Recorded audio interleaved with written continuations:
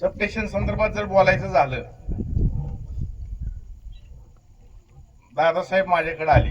दादासाहेबाबरोबर एक 10-12 जण होते. बोजराच्या सरपंचापासून राहुल पवार, शहाजी, तेदाघाटे सर असे 10-15 जण होते.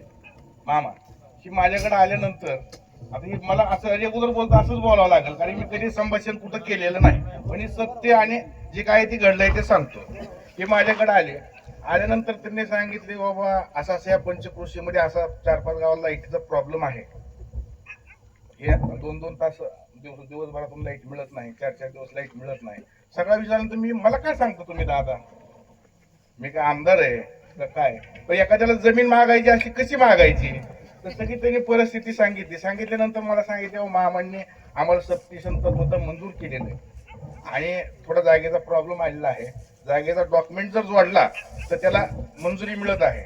मग मी त्या दिवसाला त्याला हा म्हटलं. त्यानंतर दादासाहेबाला मग हा म्हटल्यानंतर दादासाहेबांनी यातूनच सगळे कागद घेऊन आले होते.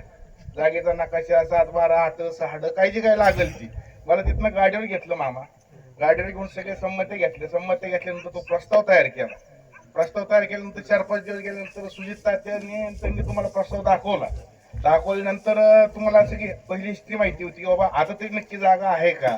मग सुजित तात्याने तिथनं मला फोन केला, मामा तुमच्याबरोबर बोलणार आहेत. मी म्हटलं काय बोलायची सुद्धा गरज नाही, एकदा ठरलं म्हणलं. नाही म्हणलं तरी पण एकदा खात्री करण्यासाठी, एकदा मंजूर झाल्यानंतर दिलेला माणूस बदलू नाही, ठीक त्या मागची भावना.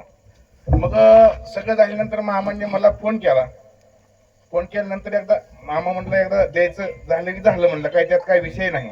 असा आमचा सगळा विषय झाल्यानंतर त्यांना जे काही डॉक्युमेंट लागतील ते सगळे डॉक्युमेंट दिल्यानंतर त्याला मंजुरी मिळाल्यानंतर मला असंच एकदा दादासाहेबाचा फोन आला किंवा आपल्याला बारामतीला जायचंय पावडे साहेबांना भेटायला. मग पावडे साहेबांना भेटायला जायचं, आता सगळं मंजुरी ती मला काय जायची गरज आहे. तर तो काय जे काय रेडी नेकनुसार मला जे काय पैसे मिळायचे होते, मग मला दादासाहेबांनी पावडे साहेबांच्या पुढे नेऊन बसवलं विभागीय कार्यालयामध्ये. त्यांची एक कमिटी असते, त्याची लिगल कमिटी, जागा बाबा ह्या मालकाचीच आहे का, रितसर सगळ्या गोष्टी त्यांनी बघितल्या. त्याचा सर्च रिपोर्ट काढला, जे काही गोष्टी लागतात ते सगळ्या केल्यानंतर ती कमिटी बसली. दादासाहेब माझ्यापासून उठून गेला, मला त्या सगळ्या चौकडीत सोडून. म्हणलं कुठे गेला नाही, आता काय बोलायचं काय नाही, मला माहितीच नाही ना सगळा विषय. तर त्या सगळ्या प्रक्रियेमध्ये दादा होता. तर दादा बाहेर आल्यानंतर त्यांनी मामांना फोन केला, तेव्हा सदर असा ती जी जमीन देणारा शेतकरी आहे, मामाने तो ओळख होती माझी मामाची. मग तो शेतकरी पावडे साहेबाच्या समोर उभा आहे, त्याला बाबा त्याचाही फायदा व्हायला पाहिजे. मग मामांना त्यांनी आधी मामाचं त्यांचं काही बोलणं झालं असेल, मामाने पावडे साहेबाला फोन केल्यानंतर पावडे साहेबांनी यस नो वर मला थोडा अंदाज आला की तो फोन आलाय कोणाचा तरी.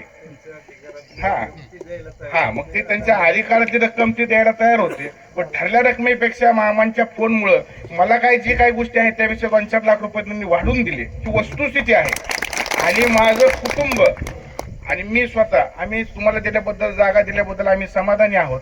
आम्हाला पैसे मिळाले नसते, मी एकदाही पैशाचा विषय काढला नाही. मी खरेदी देतो, मला 1 रुपया देऊ नका. मी मामांना सुद्धा सांगितलं मला कसली अपेक्षा नाही, पण मामाने माझंही कुठं नुकसान होऊ दिलं नाही, मी प्रामाणिकपणे तुम्हाला सांगतो. आणि मला असं वाटतं की मी ह्या सगळ्या गोष्टी प्रक्रियेत असल्यामुळे मला असं वाटतं मी कुठं राजकीय नाही, काही नाही, पण हे मामाच्या कारकिर्दीतच मंजूर झालेलं सबस्टेशन असल्याशिवाय एवढ्या सगळ्या प्रक्रिया घडल्या नाहीत असं मला वाटतं. म्हणून मी तुम्हाला सांगू इच्छितो की बाबा हे जे आहे ह्याचं सर्व योगदान हे मामांना आहे. ही मी ह्या प्रक्रियेतला आहे, मी लाभार्थी आहे, तुम्हाला जे काही पैसे मिळाले त्या म्हणून मी सांगतो. आता ह्या सगळ्या गोष्टी तुम्ही समजून घ्यावं आणि मला इथं बोलून माझा जे सन्मान केला त्याबद्दल मी ग्रामस्थांचा आभारी आहे. आणि मामा तुम्ही सुद्धा लाईट इथं जी उपलब्ध करून दिली त्याचा लाभार्थी मी होणार आहे, म्हणून मी तुमचा आभारी आहे. एवढं बोलून थांबतो. धन्यवाद.